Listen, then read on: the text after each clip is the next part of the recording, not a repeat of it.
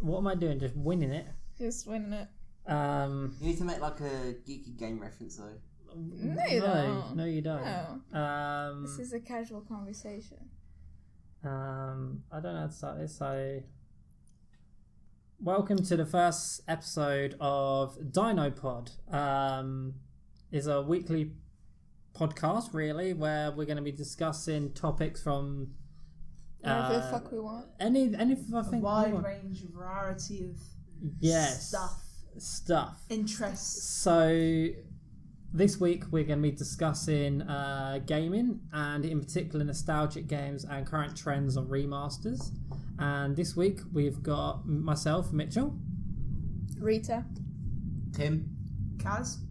And so we've got all the bases covered. So yeah, let's get to it. What do you mean all the bases covered? I don't know. It just sounds good. Anyway, let's continue. Okay. So, what games have everyone been playing? What is it right currently? now? Yes, currently, now. Fire Emblem Three Houses. Okay, and it's great. What is that? Only on Switch or? Yes, okay. It's only on Switch, and it's great. That's all you need to know. That's all you need to know. So what about you? Oh, my obsession is Sims 4. Oh God! Hours of Sims 4. Mate, 4. and that's another one of the Sims 4. You told me to get it for free. I got it. I'm playing it. Thank you. The problem is I know this is going to sound quite sexist, but I don't care because it's kind of true. And Rita will back me up on this. Every single girl that we know, whenever you say, "Are you a gamer?" No, I'm not. Sims. No, I'm not a gamer. I'm not. And I'm like, oh, they say I am a gamer, and we say, what do you play? And they go, Sims is really good, and then we're just like, that's not a gamer. That's just kind of a person who plays. What's games. the point of Sims? To be fair, Sims is okay. Sims is a great way to build a house, And it's very therapeutic. Wow. but I think the problem is people that we know don't use Sims to build houses. That's like interior design. That's fun. Oh no, Sims is where you put somebody in the room and then you put the oven in the fireplace and then you kill them off. Yeah, that's what I like about Sims. You know, it's in some ways it's realistic. In some ways it's quite unrealistic. What the Sims do. There's nothing realistic about Sims. Yeah. No, Other than people live in houses, I guess. The whole basis of what people play The Sims for is purely just to kind of replicate a life they can't make because they're really sad. It's true. They're just thinking, right, I can't. My life's a fucking shambles, so let's just make a life that is very easy, But sometimes And then kill the people. and then just kill them. I'm If you like, get that's fed up very with sadistic. Well Sounds done. about right. Yeah, it's true. But I'll say, Kaz, have you ever bought any expansion packs? Please don't say no. I have. No. I think. Well, So actually, no, basically, it was a free they're one. selling you a game that's not finished, and then just selling you the rest of the game It was part Okay. by the part. expansion Okay, pack. I'm It gonna. was the Christmas pack. I'm going to defend EA on this one. The reason they did this is because what they used to do is they make Sims 1, Sims 2, Sims 3, Sims 4, blah, blah, blah. But now they've said that Sims 4 is going to be the last one they're making and they're just going to make expansions for it. Makes sense. If the game was free, or if the game was always free and then you had to add the expansions, fair enough. But the fact that they're still charging for the game and then charging for expansion packs and then charging for But the updates. expansion's some like, prices. here, now you can have dogs. And then the next expansion is, here, now you can build a house for that dog. And the next It's expansion, basically now all you the can stuff- have toys for the dogs. It's all stuff that they should have added from the very beginning, and then mean, instead look of at doing Sims that, they Heads. just They're just milking it. yeah. But that's the thing. If the game was free, I would say, okay, this is how they're making money. You buy it if you want to. If not, you've got the main game. But because they're still charging, I think £30 or £40. That's bullshit. That's why I said to Kaz, I recommended to get it when it was free. I would never pay full price. Ever. And you see, EA know that people would pay for these packages, these add-ons. It's, you know, because they do it in a certain way. You think, oh, I really want that, I really need that, and people do it. People fall for it. And I think, you know, in-game add-ons is a rip-off, personally. I mean, do you know, the biggest problem with the whole gaming industry at the moment is that they're purely looking at it from a monetary standpoint instead of looking at Not all of them. okay, the majority of games companies nowadays built up a reputation from years ago where they would just sell like a PlayStation 2 game or a PC game where you buy it, you play it, and you're done. Whereas nowadays, you buy it, you potentially have to wait for updates to get the game finished because they release it or whatever, and then just add loads of add-ons. Call of Duty is probably one of the worst, where you have to buy expansion pack, like map packs, and you can buy skins and all of that stuff. The only place that I feel that is acceptable, if you ever play Counter-Strike Global Offensive, CSGO, you buy the game, and then what happens is, once you bought the game, there's no way of getting a competitive advantage. All they do is have skins for your weapons, and then you choose what you want to do. If you want to go and spend £100 on a knife, you can, but it gives you no competitive advantage. That's fine. But going to make a game where you can't play maps or you can't do things because they put it behind a paywall is really annoying. Really bad for that. Yes. They're terrible. There is one game that actually has good add-ons, and that is when Rocket League do their season pass, like the 80s season. Like if you wanted to put something on your car, if it's something to do with 80s movies, or if it was to change up the tyres, or change up the colour of the car, or just put little things on top of the car, the only way you could have got it is to actually get points by winning goals in the actual season. And the more goals you get, the more points, the more tickets you can then purchase them instead of having to pay for them as actual add-ons. Fair enough. That's quite good. good. The game that I've been playing most recently is World of Warcraft Classic. The people say that game, since it came out 15 years ago, is a rip-off because you have to subscribe to it monthly. I would usually agree, but when it first came out 15 years ago, I would say yes, that's fine because you having to pay every single month to play a game that you've already paid for. And back then that was bad. Nowadays that's £10 a month is actually really good value because you can spend all day playing it and you're always getting updates and you can always log in. Whereas other games now you buy them and you've only brought a quarter of the game. It's like I look at it, it looked like a pizza. If you paid full price for a pizza, you expect the full fucking pizza. Now they just give you like 4 slices and say the rest will come later and you have to pay for it. You're like, that's bullshit. I bought a pizza. I wanted it. Okay, you look at this way. You look at that. You know, the game you just mentioned. It's £120 a year. Yeah, for a game. That's true. The difference is that you can rely on them always having updates that you don't have to pay for. The servers are well kept, and the type of game it is okay for subscription because let's say a normal game you might play for 40 hours. This game you could play for 40 days, 400 days, 4,000 days, and you've still got stuff to do. That's why that type of game is fine for a subscription, whereas other games where they just keep adding stuff is just absolute bullshit. Absolute bullshit. So I just kind of think the resurgence of nostalgic games, I honestly believe, come from people hating the fact that back in the day, I think we can all agree, back when you had your PS2, you go to Game or you go to Game Station or you go to a store, you purchase a game, and then you go, right, I've got the game, I can put it in my CD drive, I can start playing, and everything's there, everything works, it's all been tested, good to go. But like I say, nowadays it's completely different. So I think... Well, there were still bad games. Oh yeah, I'm not saying there wasn't bad games. They're like just released just because, and then they were crap. So why do you think nowadays you're getting Warcraft Classic, you're getting Spyro Remaster, you're getting Bandicoot Remaster, I bought the original PS1 games. Yeah. I literally go into the store and get the brand new, newly released PlayStation 1 games. I had Spyro, and I don't know where it is now, but I had Spyro the Dragon, didn't have Crash Bandicoot. I know they've remastered Medieval, which is such a great game. I've never actually played the PlayStation 1 game, but I have played the demo. But why do you think that? Obviously nostalgia sells. I think that's a crux of it. One thing for nostalgia sells is because if you wanted to get the original PS1 game, they're quite expensive. They're quite rare to get now. But that's not. That's one thing. Yeah, it's true. But if you've seen the prices of some of these remasters, they're more expensive than buying the original game. So why do you think Why do you think that they're so popular at the moment? Why, other than just trying to relive your childhood, why do people spend hours playing these old games that they've already played? Well, one like the Crash Bandicoot one, I bought it because I never played it before because I didn't have a PS1. I had a PS2, and then I didn't play it then. So that was the thing. Well, I've never played before. Why not try it? I didn't like it.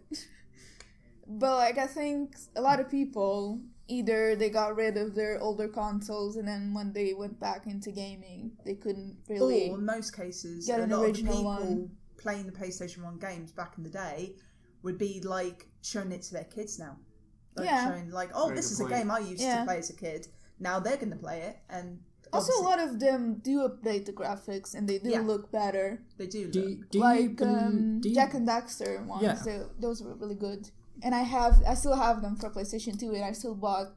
Would the ones you for would you PS4. want, okay, if that's the case, would you want, when they re-release these remasters, would you prefer them just to release the game how it exactly was, so the original, literally take the original game and make it work on your PlayStation 4 or Switch? Or do you like the fact that they're updating graphics? Do you think you could take your PS1, slap it into your PS4, put it on your big screen TV and be happy? Or do you have to have it remastered and changed? I prefer that idea of like just putting the PS1 and the PS4, because then that's proper nostalgia, because that's what it used to look like. That's what you saw as a kid.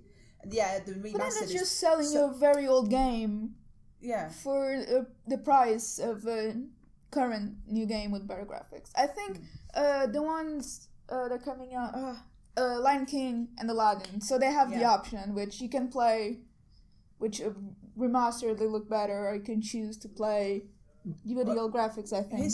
Here's a I'm not question. sure. Don't cut me on that. Here's a question: which game that hasn't been remastered would you like to see make a comeback? Oh, Grand Theft Auto San Andreas. I don't care. That everyone would agree. Grand Theft Auto San Andreas that looks like Grand Theft Auto 5 graphics. We would all agree that would be absolutely amazing. Yeah, that I would be agree. pretty fun.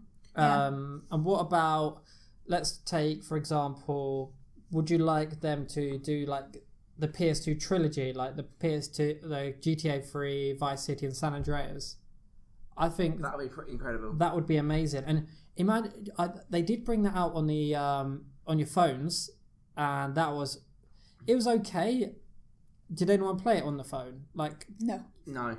no. No. When I first got my iPhone 4, that was one of the first games I purchased, which was GTA 3 on the phone, and it ran really well, but the graphics were still the same.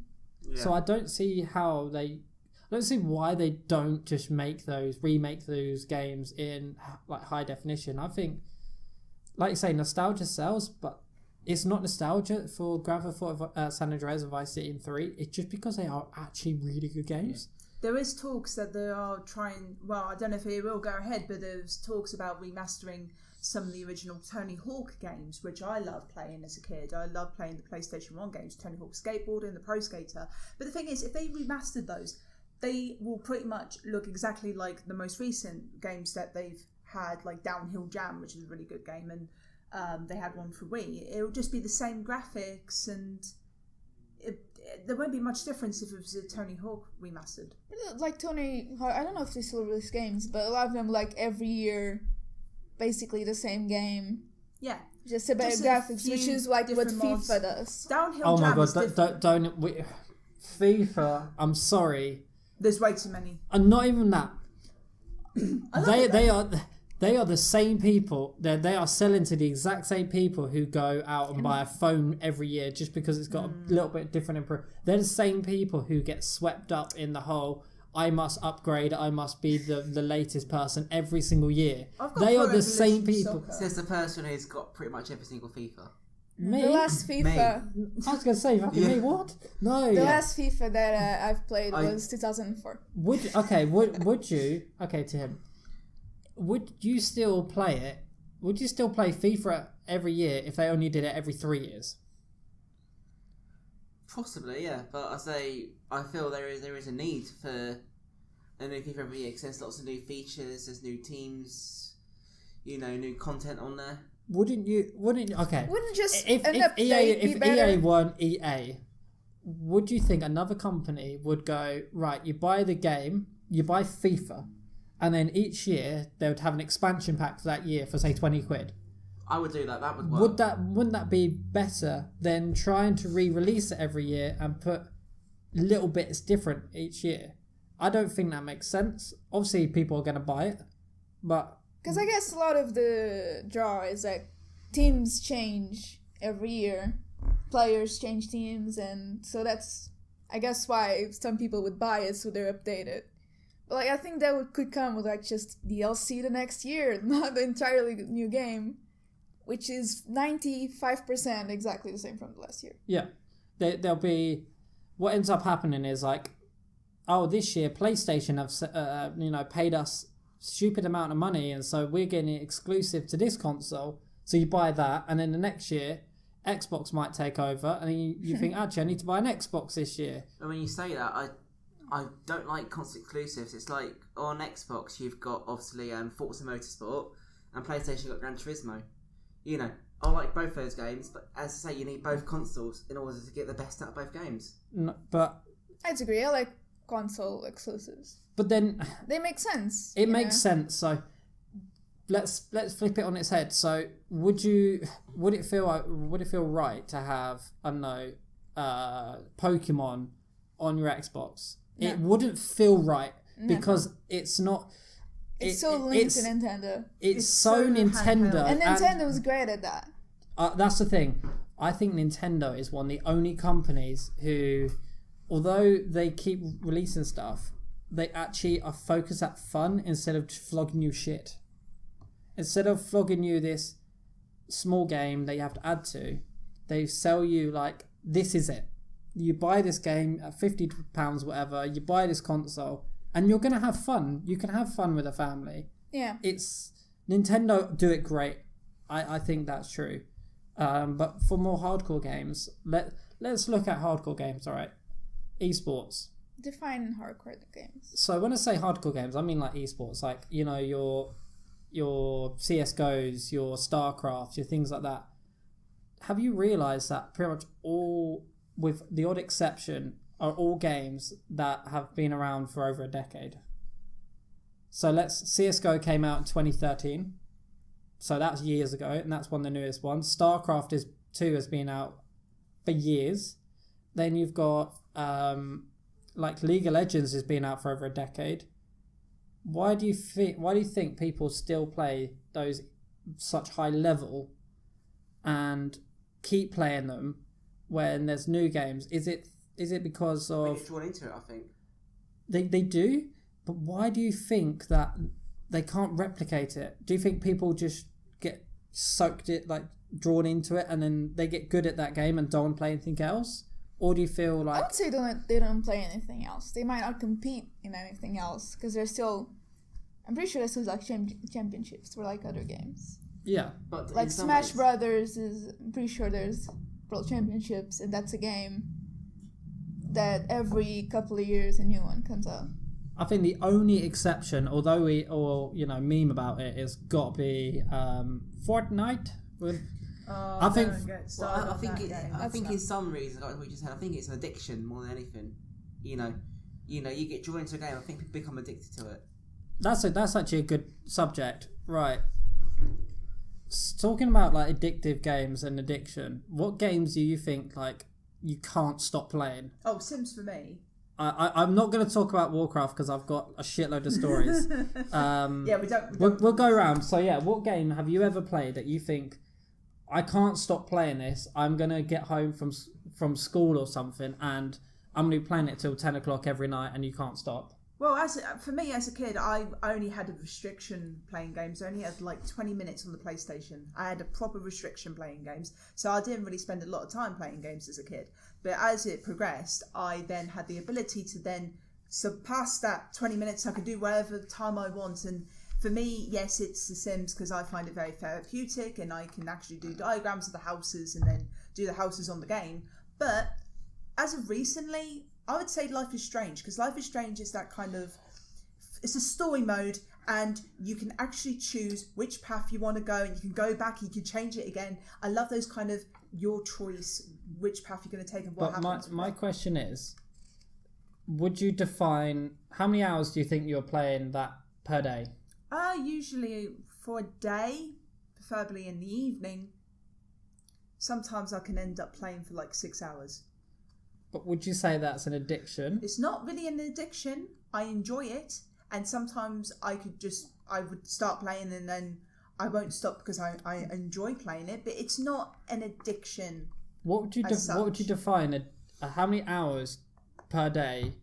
Let's say for a month. If you're playing a game for a month, how many hours a day would you say you'd have to play to define it as an addiction? Never coming off it, not even eating, probably not even going to the loo, kind of. So how many hours per day? 24. Be realistic. No, technically, I know some people in the past who've actually ended up playing the game for an entire 24 hours. Oh yeah, no, I've done that in the past. Okay, if it's fine if it's for a charity stream, but then you get some that are just no. I'm saying like if they forget about real life. If your life revolves around playing that game, what do you think? Like, how many hours do you think you'll be playing to like define it as an addiction? Over 12 hours. So you're saying basically if you're playing it as a full-time job, that when it isn't your job, if you know what I mean. So you're not an esports person. So if you're playing, 12 hours a day, would you say that's an addiction, or would you say because at the end of the day they need their sleep as well? Because people are just going to fall asleep no matter what. Would you say slightly less or slightly more would be an addiction, or would you say that it all come down to the person? Okay, well, for one, none of us are doctors, so we need to have a definition of addiction is, because addiction is something that you cannot live without. It's not just doing something a lot. It's something that after some time your body craves it. Yeah. Otherwise you start feeling like horrible. You get those articles of those kids like the parents are so annoyed that the kid are not even coming off the game, and they're skipping school because of the game. Well, that's the parents' fault to a degree. So, although obviously we're not doctors or anything like that, but we can still have like an opinion of what we think it is. So, for you guys, would you say that like you'd have to kind of forget your entire life and kind of lose your job and everything to be addicted? Or would you just say, spending, couple of hours each night and might skip your homework every so often, would you say that kid is addicted? What would you say? It's really hard. There's functional alcoholics that are alcoholics but still have a job and stuff. So somebody could be addicted to gaming and still have somewhat a level of a normal life without just being sitting every day, all day, not leaving the house. So could be they got off and they go play, and when they're not playing, they have anxiety about not playing. I think that's what close to the definition to something addicted to it. Tim? I don't think that's a prediction, if I'm honest. I think, we said you're having 2 hours for getting your homework. I think that is being obsessed by a game. It's one of your interests, but I think being addicted, you've got basically your life has got to be your number one priority. That game's got to be all you focus on. You won't go out the house, you won't eat, you won't do anything. That game is your life, and you stand by that game. So I think, playing 3-4 hours every night is being obsessed by a game, but not necessarily being addicted. Should I give you? I don't know, because only playing that game, not eating, that's a very extreme level. Okay, should I give you an example of myself and see if you guys think I'd be addicted? So, when Classic came out a couple of weeks ago, I was with a group of people, and I had 12 days off work, and 2 of those days I was ill, very ill, and I was having to wake up at 5 o'clock in the morning, sometimes 4, to not have a queue to log in. So I would be waking up then, get straight on the computer, and then I'd have my breakfast a few hours later, and I'd be in that group till 12 o'clock at night, and the only time we'd stop is for food. And one of the days I actually got ill by playing the game because I changed my schedule, and all I was doing was sitting in front of a computer all day. I started having like stomach cramps. I put my hood up and I was kind of falling asleep while playing, but I had to keep going. I couldn't stop. And when I wasn't playing, all I was thinking about was, how can I get a few more hours in? How can I get a few more hours in? How can I improve? Would you say that was an addiction? I would. Because you put your, you ruined your daily schedule by having a game, your life revolve around the game. Yeah. So I would say that was an addiction. So yeah, but you were able to stop though after those days. I think somebody who's addicted can just can't say, okay, I'm gonna play for this, because that's what you did for, like, you planned for 2 weeks. I'm just gonna do this and then I'll go back to normal. I don't think somebody who's truly addicted could do that. So at this current moment, I'm playing. It's unhealthy what you're doing, and it could lead to becoming addicted. But so I don't think you're now. quite there After yet. that, I'm down to when I have my days off, literally playing it from. Let's say, let's take a look at yesterday, for example. For me, I got up around about 7 o'clock. Yeah. I got online at 7:30, and I didn't really stop playing until 10 o'clock in the evening. And that's whenever I have days off. I'm literally playing those hours. But then when work comes in, soon as I get home, that's all I'm doing. Straight on the game. And and I'm cutting my hours down at work to play that game. And I've got to a period where if I've got to log in, I'm using like a team viewer to control my computer so I can dodge the queues and things like that. Would you say that's an addiction? Or would you say that's pure obsession? I'll do this obsession. Yeah. So what about you guys? What's the longest you've played in a day? I don't know. Like, probably like 10 hours. Yeah, like I've on the got first 10 day hours. that I've got the game. But then, like, when I start getting headaches quite easily. So I have to stop for a couple of hours. What game was that? Well, more recently, Fire Emblem. I've played quite a lot since I bought it. And I didn't buy it on launch. I bought it 3 weeks ago? What is that? That's a computer going. Go switch it off, Please. please. Yeah, so, like, I think I played, like, 10 hours the first day I got it. And then I slowed down once I finished the first playthrough. I mean, a game that I'm weirdly addicted to is Foot Manager. Yeah, we know that too. Yeah. I could, probably do easily 10 hours in a day, and you could easily spend up to an hour and a half just getting your transfers and tactics right. But is that for you, because you play it on your iPad a lot, don't you? Yeah. Do you think that it enables you, I say the word enables, you to play it more than you would normally if you was on like a PlayStation? Yes, so I would like take it on car journeys with me. I play it in the back of the car, I mean, even when I went away, I was away from Wi-Fi, I was away from computers. Still had my iPad with me so I could play the game. And Wait, how'd you play it without Wi-Fi? Because it's like an offline game. Okay, never mind that. But would you say that's an addiction? Because what would you say in that car journey? What else would you have done? Probably just sat and listen to music and. So what's the difference? Well, I got to a point where. You're not bored. That's the difference. No, where I think, oh god, I got that game coming up. I got that cup game coming up. I got that final coming up. I need to get this transfer done for this player to join my team. And it got to a point, where I was remembering names of, the fake players that join the game, the regions, as they call it. And it got to a point where I was weirdly obsessed by it. So do you think that's kind of today's day and age of like playing the I Spy My Little Eye type game, and now instead of you playing it with someone else, you're just sat there on your iPad playing Football Manager instead. Yeah, well, I say it's, I've been playing it for 11, 12 years now.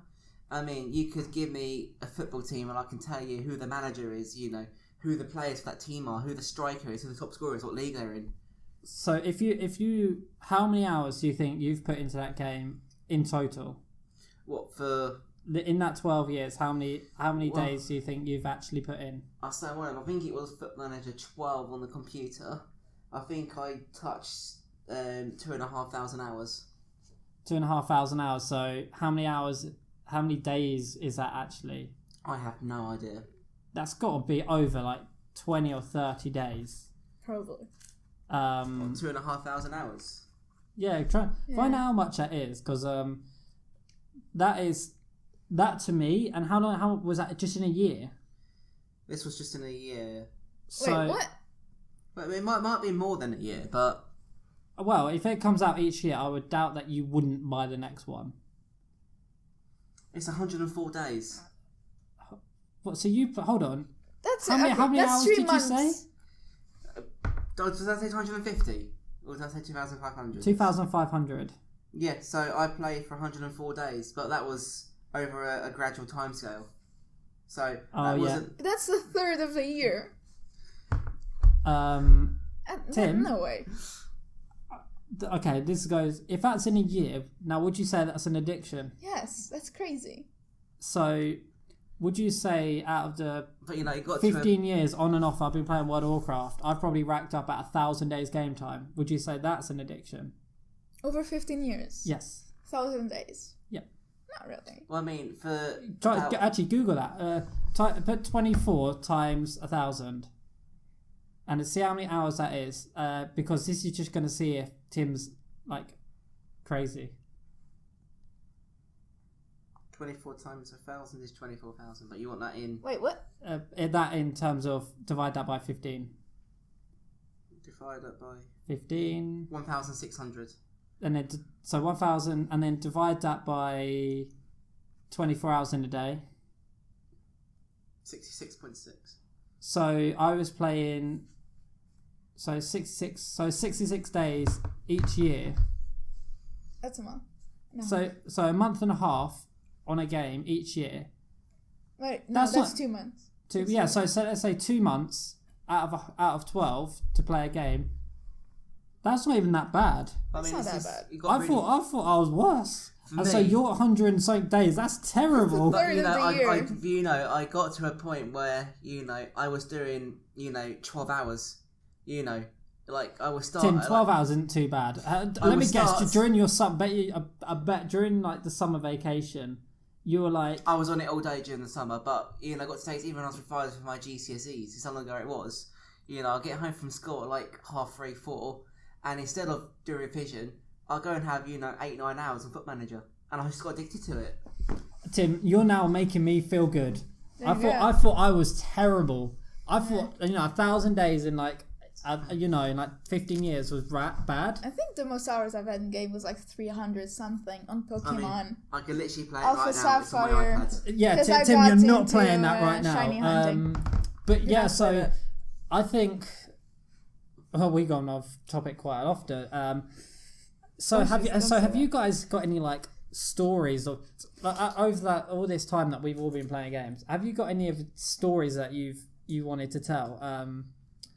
For example, for me, I remember the time that I was playing Gran Turismo 4 on my PlayStation. It's a very good game. My God, was that an amazing game! But what I remembered was in that game you had to do 24-hour races. Yeah. So you had A spec and B spec.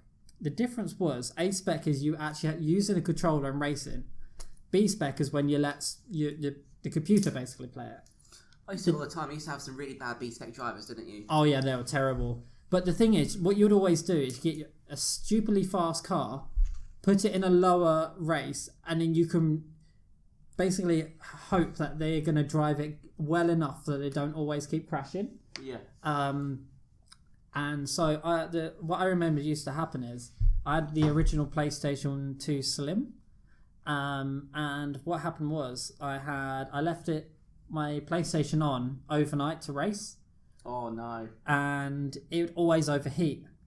So I wonder why. yes. So what I used to do was prop it up with a few bottle lids, just to get a bit more airflow, and I'd use a fan, like a normal like house fan, and I'd leave it on it just to stop it overheating. Didn't the old PS2, the big thick one, didn't that used to overheat quite a bit as well? I used to No. have the old PS2. Do you know why that didn't ever overheat? It's because that had a fan at the back, and that used to go like a fucking rocket. The PS2 Slim was so small it would always overheat, and the battery pack I think had problems. Yeah, because Some of them have problems. I remember that because me and my neighbor, we had PS2 Slims, and his mom checked both of ours, and his had to be recalled to get I think a new battery pack, where mine was fine. So Yeah. it wasn't all of them, but there was a couple of them that like had the issues, like, could explode, please send it back. Please send it back. because I remember I used to have the big old The thick big PS2, but that thick went with two C's. yeah, that went completely bust. I remember going down to Argos with my dad and brother and picking up a PS2 Slim, and we get the box thinking, is this it? Yeah. It just So yeah, during these races, what I used to do is had the fan on the PlayStation, and every single night I went there and I was like praying. I wake up in the morning and it wasn't flashing red, and especially when you were doing the actual races. So I'd get home from school around about 3:30, and I'd play till about 6 when I had food, and I'd play from 6 to 10, and so all this time I had the fan on the PlayStation, and I was praying to God that it didn't overheat, because it wouldn't save during the race. It would save after a race and before a race. And so all I was doing was praying to fucking God it didn't. I remembered one time I had a 24-hour Le Mans at Nürburgring, and I think it was around, I can't remember how many hours in, but I had spent about 2 or 3 days doing this, so I must have been, probably 12, maybe 18 hours into it, turns off. And I was like, yeah, yes, this is bad. This is very frustrating. So that's probably the story I remember the most in terms of non-World of Warcraft. What about you guys? I didn't really have any particular stories about my gaming. All I know is that I am a PlayStation girl. I love PlayStation 1. And my dad actually got me into PlayStation anyway, because he was a gamer himself. He had the PlayStation 1. He would play the games. He bought the console when it roughly a couple of years after it came out. And he got me into games. I remember for one of my birthdays, I can't remember which one, I actually got Spyro the Dragon on PS1 and Hercules on PS1, which I still have the Hercules game, and it's just... Do you still have the Spyro? No, it's lost. I can't find it. I'm still searching for it to this day. But one of the other things my dad loved collecting whilst playing the PlayStation 1 was the PlayStation magazine. And in every single magazine, you got yourself a demo disc. And it's, I still remember those. each of the demos, they had so many awesome demos of games that I would constantly play the demos over and over, and I would never actually get the full game. One of the demos in particular, Toy Story 2. Hey. Buzz Lightyear to the Rescue, one of my favourite PlayStation 1 games. What is that on the PS1? That is PS1, yeah. I think some people have actually wanted that to be remastered, because it's a very, very good game. I've got a little story about that game in particular. Back in the day, I used to go to when my mum would go to work, I'd have to go to a thing called Blast Club. It's basically for like kids when their mum goes to work. You take them there and then they look after them. This was when roughly the PS2 came out. They still had a PS1, and they had Harry Potter and the Philosopher's Stone game, and it also has Toy Story. And one time they did a sleepover type thing, and they brought the big fat TV out. Do you remember the huge TV you'd have? It'd be like 22 inches, and it'd be about 10 inches thick. They wheeled it out, and all the other kids wanted to play games on it, and all I wanted to do was to play fucking Rex on Toy Story, and spent probably the entire night on it. And then the teacher had to come in and basically tell me, you need to go to bed. And I was like, no. Fuck you, I was like, fuck you, bitch. I'm going to sit here and play it. And then I brought my own games in once, and they were like 16, like either 16 or 18 plus games. And I got really badly in trouble because they were a school that you couldn't play games that are older than your age. And so I brought in like Medal of Honor and, you know, fucking... Oh, I got the original Medal of Honor. And all the time that they would do it, they were like, Mitchell, you can't play this. I'm like, yeah, but I'm allowed. These are my brothers. I'm allowed to play. It's like, you might do it at home, but not in here. I'm like, you turn them off. I was like, oh. And then I put my memory card in when I take it to the school, and we'd always play it as like a multiplayer. And I remember one time we was playing, and one of the kids' parents came in and saw that they were playing a shooting game and hit the roof because they weren't allowed to play them. And at that point, I wasn't allowed to bring any game in. I couldn't bring my memory card in. Got in trouble, and then I went home and I just probably played about 7-8 hours straight. I was like, fuck you, bitch, I'm gonna play it. Did any of you play Monsters Inc. Scare Island? No. Yes. I remembered I had it, but I don't remember any Pixar games, right? Like, it's a good selection of Disney games that was on PS1.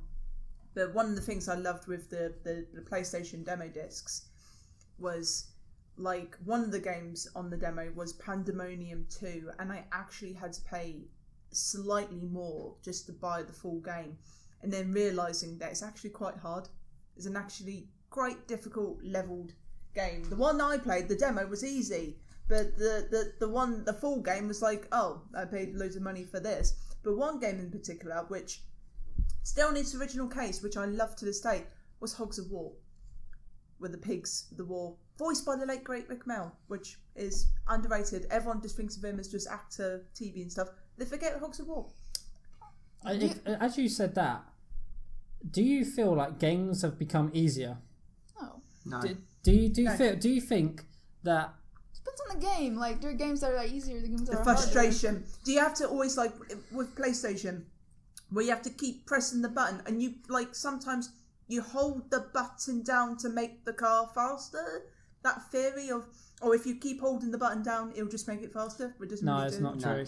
No. The reason I'm saying this is because now, do you feel like single player games have become a lot easier? Like, I still remember playing Abe's Odyssey. That game, I think it had three different difficulties. No matter which difficulty you put it on, it was difficult. Whereas now, you buy a new game, you can set it to super easy, and you can literally just walk through everything. Well, you didn't find it that easy when you played on the classic. You're 15 years older, so... Hey, I was a good gamer. I saw you fail on the PlayStation console. Hey, back in the day, I was one of the best guilds in the entire world of Warcraft, mate. Don't you worry. Not. I'll tell you, one game I remember struggling at was the very last mission of Simpsons Hit and Run. Oh, what, the little escort thing where Alien Autopsy. I remember me and my brother took in turns to try and get that done, and we just couldn't do it at all. It was, very frustrating. We even called one of my friends round, Hannah, who literally lived 2 doors down from me. We even got her round to have a go. She couldn't do it, and we spent hours and hours and hours of trying to do it. So my question is, although you say games haven't become... Is that hard or just bad game design? No, it's not that. I was saying, do you feel like games have become harder because you have to play online against other people? I don't play online games, mostly. So, do you think like single player games, like what you play, are still quite difficult? And do you feel like they might have become easier because we can Google everything? Well, that's one of the reasons. Like, 20 years ago, if you didn't quite figure out a level, well, that was it. All the time when you put cheat codes in the piece of paper and you couldn't remember now the cheats. you can, like, if you can't figure out something, you just go on Google and there's like 150 tutorials. Forums, cheat codes, the whole lot. Did you guys ever buy those like little books? Yes. Yes, I had a few. It was a book about that big, and then it had grey paper, and then all you would do is like a small notebook size, and you'd flick through and you'd find the game you want, and then you'd just hope the cheat codes haven't changed or nothing's wrong with them. I used to get them free from PlayStation Magazine, didn't you? Yes. I didn't get free. And always, because you'd always lose it, so you'd write on a piece of paper. And slip it inside the game box. The game box. Yeah. And then I guarantee, I'm telling you, lost everyone, including people listening, probably have gone back in time. They've found their original boxes and went, fuck me, my handwriting was terrible back then. I'm not joking. Me and my sisters would play Simpsons. It's one of the road games. Oh, Road Rage. The Simpsons Road Rage. Yeah, that one. And it was on the Game Boy. And I recently opened that box and found 8 different pieces of paper with all kinds of codes. My codes, my sister codes, and I was like, we don't even play this game anymore. I still have those books back at home. And I use it more for GTA, because then you could have like airplanes. Yeah, I still use them crazy now. cars, sports cars, and like infinite money. I was gonna say, you look at GTA 5, that has so many different Easter eggs as well. Yeah. You got all your missions, but you got a free roam. You got a spaceship parts. You're gonna find certain rare parts of the game. So do you feel like Googling stuff would kind of spoil gaming?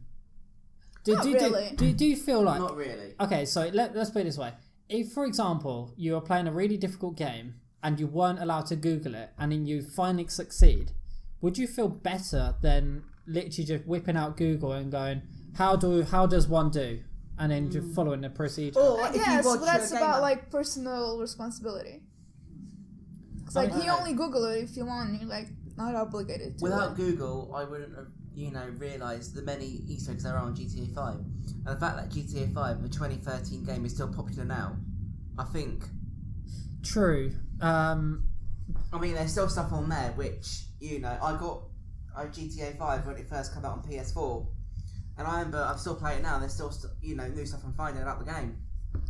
Like if you go look for something, then you can't blame the game or the people if you find it and ruin for you. Same with spoilers for movies. If you go look for them, they spoil the movie. And do you watch any gamers? It's your fault. Do you watch any gamers that kind of like they play the full walkthrough of a game, and they even do these separate videos where they actually show you where the references are, where to go, and all these kinds of things. I've watched some of them. I wouldn't say I watch it regularly, but I've watched some of them. Sorry, there used to be a YouTuber my brother used to watch all the time called Nerdcubed, and he would do walkthroughs of every single game. So Let's Plays is still a big community on YouTube and Twitch. Do you know who I think Let's Play kind of broke into the mainstream? Did you ever watch Yogscast? No. Did anyone watch Yogscast? No. So when Minecraft first came out, I was one of the first, probably one of the first wave of people. I started playing them when Indelf. There's a YouTuber called Yogscast, and they got like millions of viewers every single time just from playing that game. And I think they are probably the first people who actually like made Let's Plays and walkthroughs an actual like genre. Beforehand, it was just kind of people just playing games, and now it's like you go there to listen to them play the game instead of just here's person who plays game. It's now you're watching a person play a game, which is kind of like it's like Gogglebox really. Yeah, I mean one of my favorite games is The Last of Us on PS4, and I bought the PlayStation 4 for it because they released it again on PS4 because originally it was PS3. And the way I was introduced to the game and I saw a Let's Play of it. And I started watching it and I really liked it. And I went on and bought the game. Okay, so we know all about, watching games on YouTube. But how many of you have, got stuck on a certain part of the game, watched it on YouTube, and then thought, oh, stupid am I? I have. I actually was watching one. I don't know who it was, but I have been stuck on a level on the PS2 game Beyond Good and Evil, which I love that game. And I actually watched somebody play that level and I didn't actually copy it because it was really difficult for them to play it. They struggled. They spent hours trying to get past that level, and I thought, right, if they can't do it, how am I going to get through it? Yeah. Do you know how we're saying that back in the day you didn't really do this? Like, back in the day, like when I was playing Counter-Strike and World of Warcraft, and still am. The thing is, I think for computer games it's different because you're already on the computer. You're more likely to. I think computer gamers are always more likely to turn around to Google because it's there. Yeah. I know for me, when I first started playing Warcraft, I hadn't got a clue about anything what to do.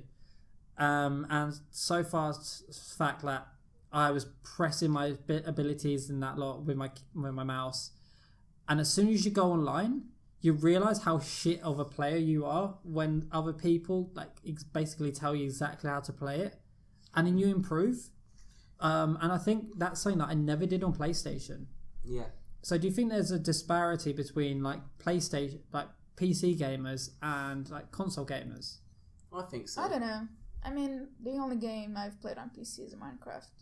And it's not like you can Google a lot of stuff. Because you can just do whatever. But like, okay, I'm a big fan of Pokemon. And I play Pokemon a lot. And I've played several games several times. And I still sometimes like go to Google to see where this specific item is. Because I forgot every time. Like, this happens to me all the time. I just forget where the thing is. I have to Google it. So I, like, sometimes you just forget stuff. No matter how much you like the game I've played or how good it is. No matter how many years you play a game, you and then always... I see it like, really? I couldn't remember that. And it doesn't, like, take away enjoyment from it. At least not for me.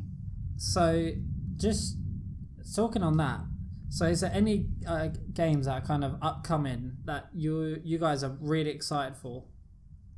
Not really for me. Not really. Not really. I want to I do play like the old kind of games. Link's... Oh, what's it called? Link's Awakening. Link's Awakening. Pokemon's coming out. I think the graphics look average. Do you know, so those two games, so Zelda and Pokemon. Yeah. What games in the last 10 years are completely new? The Last of Us. So they got Last of Us, but I mean, obviously you got Pokemon, which is like from the Pokemon franchise. You've got like World of Warcraft, that's from the Warcraft franchise. You've got Link's Awakening from the Zelda franchise. Has there been a brand new franchise and a brand new like genre been made in the last like 10 years? I wouldn't say genre. Oh but no, like I wouldn't say genre, but yeah. the only example... I want, for example, Cuphead. I haven't played it because I'm waiting for the physical release on Switch. The only game that comes to mind would be Minecraft. Because nothing on there was... Everything was completely original and completely unique.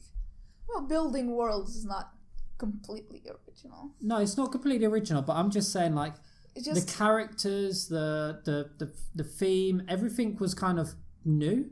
And they're starting new stuff now as well. Fair. Yeah, and they're still adding new stuff. Whereas every game that we've mentioned today is either getting remastered or they are still using that characters today. But what about VR? What do you mean about VR? Well, VR, because obviously it's still gaming, but you actually feel like... You're actually in the game yourself. Yeah. True, but if you're... Okay, we've all tried VR. Yes. So, do you feel like that is actually the future of gaming or just a gimmick? I find it interesting. I think it could be the future. Yeah. Not right away, because it's still very expensive and there's very And they're still few experimenting games. with a lot of things. But I think in like 10 years, I think that like it'll be something that everyone has.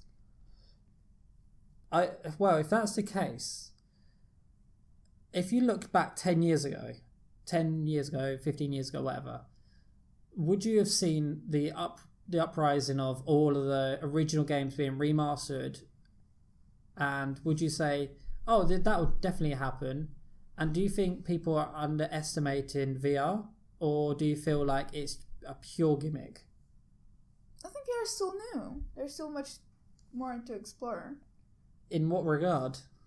So do you feel like more immersive games, more because like a lot of the games right now are kind of demos.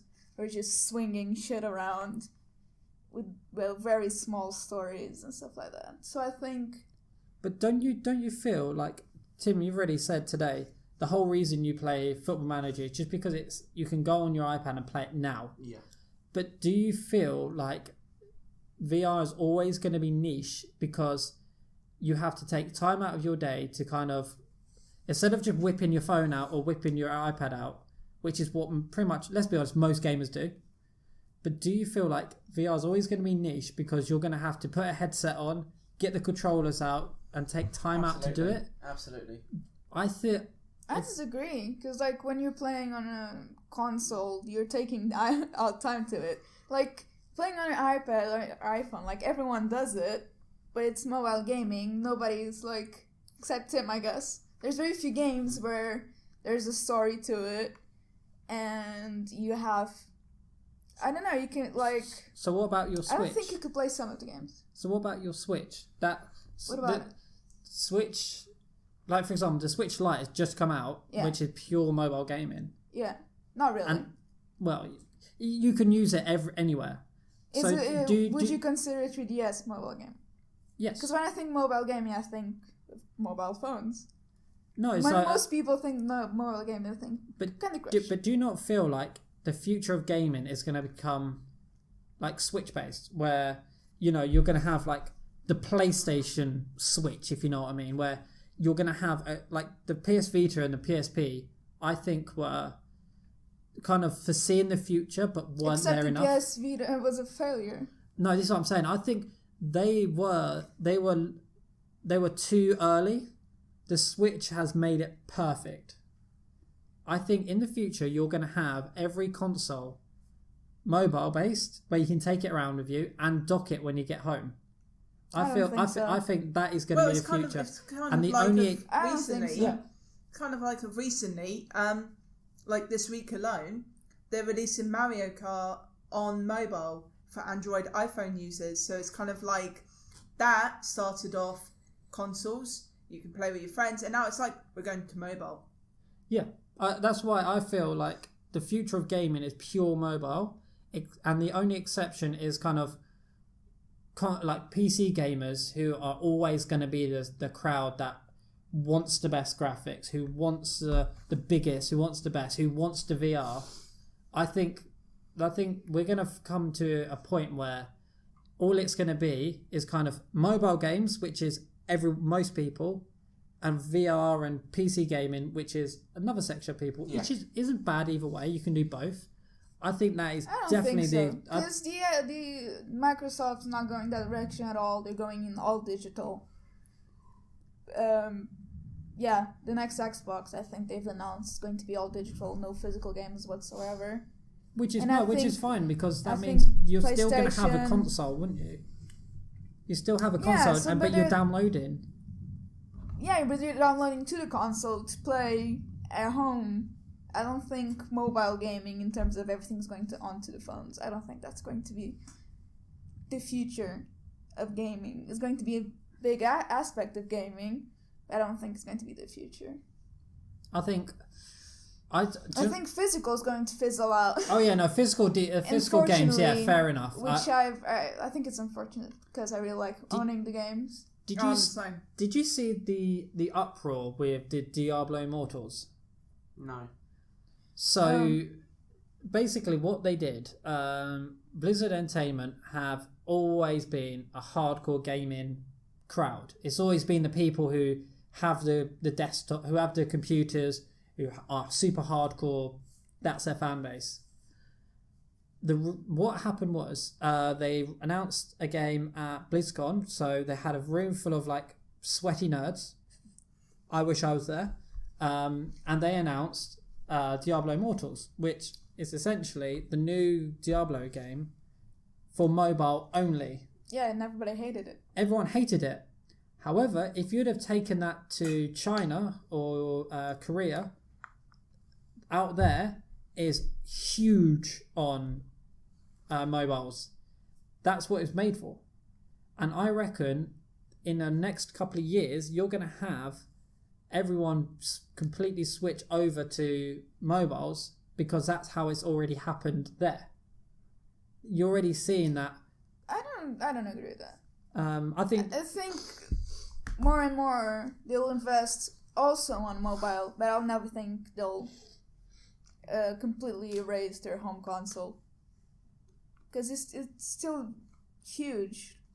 Like, yeah, mobile gaming is looked down by a lot of gamers, which I don't think it's exactly correct, but so I don't think they'll switch anytime to just a mobile console.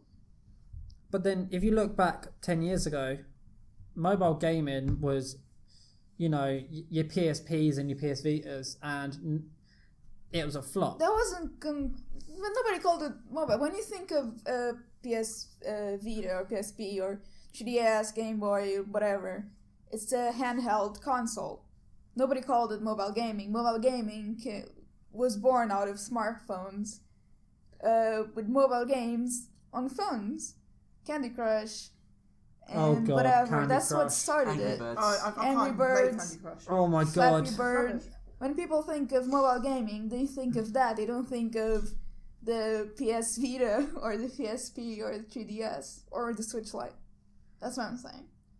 Well, it's a very big part of gaming. It's your own definition. Like, for me, mobile gaming is anything that doesn't require power to the wall. So whether that's your Nintendo Switch, whether that's your PS Vita, whether that's your mobile phone, whether it's your iPad, that's mobile gaming. And that's the future. I honestly believe you're going to see in the future your PlayStation's going to be a portable which you dock. Your Xbox is going to be portable which you dock. I think Nintendo have hit the nail on the head and made it exactly how the future is going to be by making I it don't know. I think Switch they've based. They hit on the nail on the head with their fan base, because the 3DS or the Nintendo DS was huge. Yeah, I was very excited when I got my Nintendo DS. Was a failure. So I think they, like, for the fan base, it's perfect, which is why they released a Switch Lite, which is basically just eliminating the 3DS all completely. So do you think the reason they came up with that idea was purely because in Japan, mobile gaming, I'll say mobile as in mobile phones and things, and is so big out there that even if it didn't work here, so in the UK and the US, it wouldn't even matter? I don't agree with that. Also, I don't know if it's mobile gaming phones is that huge in Japan. I think Japan is still very, that's not, I don't want to say traditional, but very console based. Well, and like they have arcades still, which are very popular there.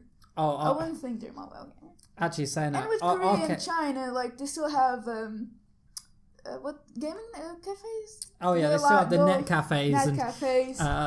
So I wouldn't say and the mobile. parents that go absolutely berserk when their kids are all playing video games 24/7. So I don't think mobile is still that. It's not substituting like any gaming. I think any console gaming or PC gaming. Did you know the biggest set of gamers are the ones that most people don't talk about, which are the Candy Crushers, the Flappy Birds. It's huge, and that's they why make tons of money. And when I say the future of gaming, I mean that. I mean that is the future of gaming for the majority of the. As we all know, people like EA, the people like Blizzard, the people like Activision, they go where the money lies. And where does the money lie? But also they're receiving tons of backlash because of where they're going with microtransactions, where if you want to walk 10 feet on your game, you have to pay £10. And they're receiving tons of backlash. But that's backlash from normal. Who are they getting backlash from? Are they getting backlash from, I'm going to say it, like your mum and dad who kind of whip out the phone and want to, do a bit on their Farmville or want to do a bit of Candy Crush? Are they getting backlash from them, which is the majority of people, or are they getting backlash from people like us who... But those majority of people who play Candy Crush or Farmville, they're not going out and buying an Activision game. They don't even know what it is. No, that's what I'm saying. So do you think the backlash is coming from The fan base that people actually buy the games? No, not even that. I'm saying that. Do you think the backlash is coming from us type of group who call ourselves gamers, who are the minority in comparison to the majority of people who wouldn't even call themselves a gamer? They're just the people who I just play Candy Crush, or but they also wouldn't buy the games, so. No, but then they shouldn't be catering to those. But then I think that's the future. I think they're going to be catering to the mass market, which is going to be you know the people who whip out their phones, play a bit of Candy Crush, might spend a few pounds on some gems or whatever, and that's where they make most of their money. That will be the end of gaming then. Yeah, that's why I feel that in the future everything's going to go mobile based, and you might have the odd exception like your Blizzards and that lot who will make, console games, and that's kind of how it's going to be. I don't agree with that. But anyway, I think we've gotten way off topic. We've got way off topic, but yeah. So, I think games that you're excited for definitely is. I'm still waiting for the release date for The Last of Us Part 2. Are they still not released? It was supposed to be. I think when they first announced it was supposed to come out late this year. Now it's next year, sometime. I'm excited to play the Mario Kart because I've been meaning to play the Mario Kart on the console, but that would mean I would have to upgrade. I prefer sticking to my PlayStation 1 and 2, but it's like, oh, if you want to play this particular game, you have to go for this particular console, and it's kind of like, oh, it's going on mobile, I'll go straight to the mobile. And you see what I mean? That is literally the future of gaming. People don't want to spend £200 on a console when your phone can do everything. Yeah, your phone is doing a game that was released 10 years ago.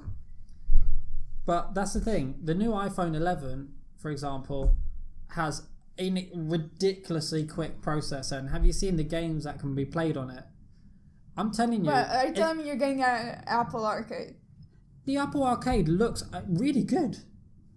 That's why this is why I'm telling you, in the next 10 years, everything's going to be updated to where your phone is going to be as powerful as the PlayStation 4 today, and you're going to be able to play all the massive games. Yeah, that's how technology works. Yes, this is what I'm saying. We're getting to a point where your 4K goes into 8K and you see no difference. So we're going to hit a point where games look so realistic on all devices that spending £400 on a PlayStation isn't going to be worth it when your phone that you already have can do it. Well, you saying that... you're taking granted that the technology on consoles isn't going to advance anymore. Oh no, I'm saying that it will keep advancing, but I think people are going to start realising that when you say that every year though, nobody's going to buy it, it's too expensive, and then not even that. I just feel that what you're going to end up happening is this. 1080p to 4K, you can see a difference. But 4K to 8K, I'm telling you, and I've seen this, there's no fucking difference. So you're going to get to a point where you're going to have a 4K gaming phone that runs at 60 FPS, and you can play every game because it's that powerful. And the new games that come with better graphics are only going to be brought by the PC gamers. Again, you still have exclusives. And I think that's the only thing that consoles will have over phones is your exclusives. But that's what each company has over each other is exclusives. But if you say to them, right, we got exclusives, but you can pay £40 on your iPhone and still buy the game, that would be kind of the way forward. Can I just add the fact that we mentioned about FIFA earlier, and I don't know if it's new or updated, but FIFA Football is available on mobile, and there has been 100 million downloads, and the reviews for 4.1 stars, 5 million reviews. So you think that FIFA's been on console for how many years, and now you could play it on your phone, matches, you can play head-to-head versus your friends, build your ultimate team. And this is you will end up spending so much money on microtransactions. You might as well in-app purchases. And this is what I'm saying. This is how the future of gaming is going to be. It's literally just going to be... Do you think they'll stop the console games if it's on mobile? I think there's going to be a transition period of the next 10 to 15 years where you're going to end up having... You have both, and then they'll slowly give more exclusives to mobile and then make it more microtransactions to where if you have your phone, you can download any game for free and you're going to be microtransactions at your wazoo. The fact that you think you could download any game for free, that they would just give games for free, it's crazy. Even if you have microtransactions on it, they would never just be for free startup. I think the only games that won't be free like that are going to be like the Nintendo games. I think Nintendo might be the only exception to this rule because no matter how much they charge, we're all going to keep playing and we're all going to keep playing because... I don't think so. I think I thought PlayStation and Microsoft would just start depending on microtransactions. Why not? They would make... We spoke about The Sims. You have The Sims who you buy the game and you buy all the expansions. But again, you have to buy the core game. It's not okay. It was free for. Is it still free? It was free for a time, and so loads of After people brought it, and then 4 loads of years? people went and brought all the expansions. So Yeah, but a lot of people had already had to buy the core game. So I don't think there will just be even if. Okay, I'll give you that. I don't think every game will be free on mobile, but I think a lot of games will be free on mobile to get to everyone. And coming soon, we, for example, just had Call of Duty Mobile coming soon to mobile. Yeah, and you've also had like PUBG that was on mobile as well. Yeah. So all these big games that everyone is playing. That's a lot of multiplayer games, though. Yeah, but then not all of them. Like I think multiplayer games are the easiest way to keep people playing and to microtransact them. Because there's one game on here that I probably will download. It's like a Lego game, so you could just play adventures as Lego characters and collect Lego characters. So stuff like that, you're like, oh, I'm interested in that. But I think that's the way of the world. It's going to be a matter of having microtransactions at your wazoo and everything go mobile. And I think at the moment the idea of having your remasters and your nostalgic games is because people want to remember like those times where you could buy a game and just be chill and just play it. I can still do that. But very few games though. Like I don't agree with that. I think look back in time, you used to just buy Call of Duty and be fine. You used to just be able to buy FIFA and be fine. You used to buy all these games that now where everyone gets addicted to all the microtransaction. It's fucked the industry. Oh, EA is a big perpetrator for that. Oh, EA's ruined They it. put microtransactions everywhere. But still, they're receiving tons of backlash. They like, I think they pulled back on the latest Star Wars when they announced it's going to have loot boxes, mainly loot boxes and stuff, and everybody's like, nah. Oh no, god, thank you. fucking loot boxes. And they had to pull back because they were receiving tons of backlash. Because like, I don't think people that regularly play certain games, and I don't call myself a gamer. I like games. That's it. I think people that regularly play games, they don't want to have to keep buying to keep playing. True.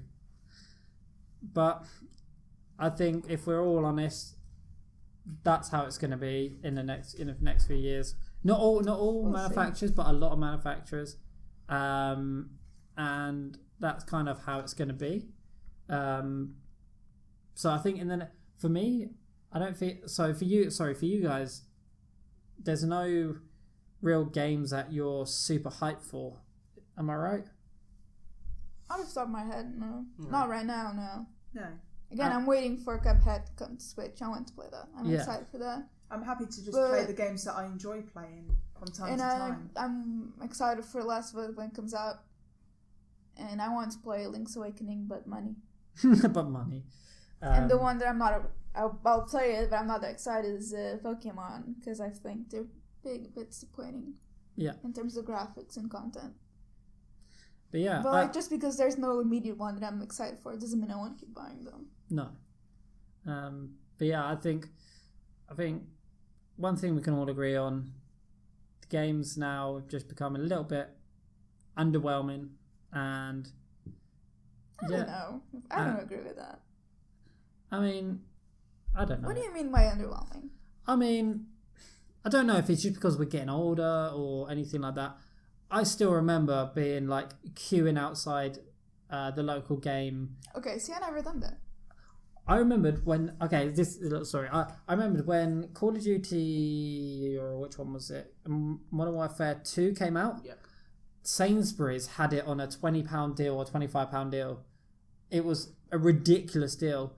And I remembered getting my brother to queue outside the shop trying to get me a copy, and getting home I was so excited. I couldn't wait.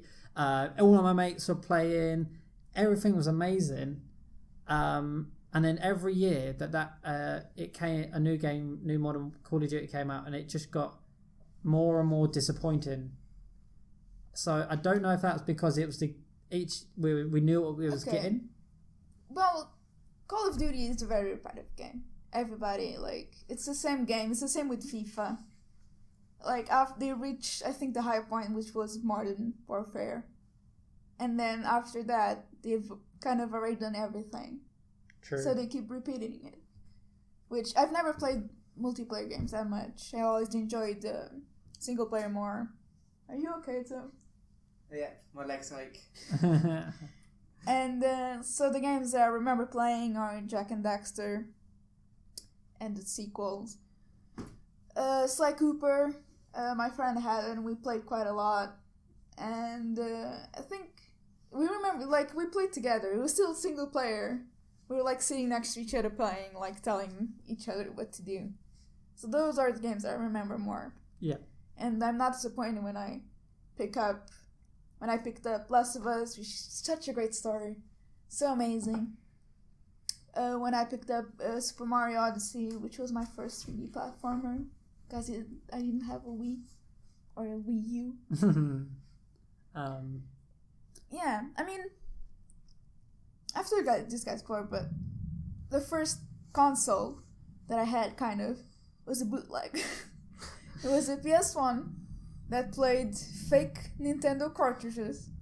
So I played Super Mario Bros., the first one, with the PS1 controller. And a few other games. Because that's where I'm in. So you would take enjoyment. It's different. I've played it since then. It's not as good as I remember, because I know it's a bootleg and it doesn't make sense. Why am I playing Nintendo with a PS1 controller? So when you look back, I think you always remember more the games that you enjoyed more than disappointments that you had. True.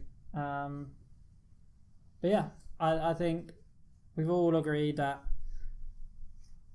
remasters are good for the most part. Some of them, yeah.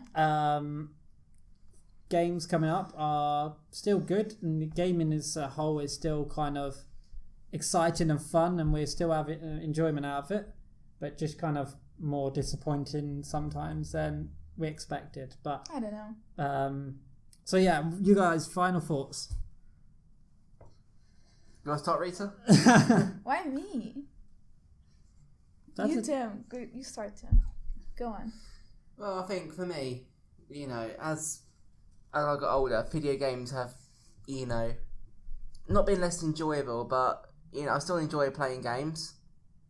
But, I was younger, the wait for a new game coming out, the enjoyment it played. But as I have got older, I haven't been, enjoying gaming as I have been.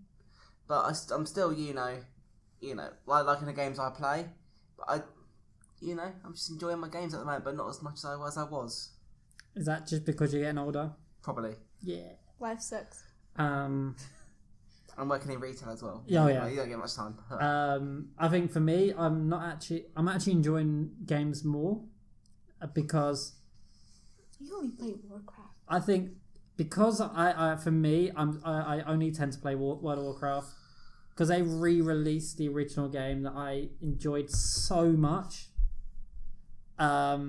It's actually I've had more fun in the last 3 weeks in games than I have in the past 5-10 years. I'm telling you, I don't know why. It's literally once you get a good game from me, I still get so hyped up about it.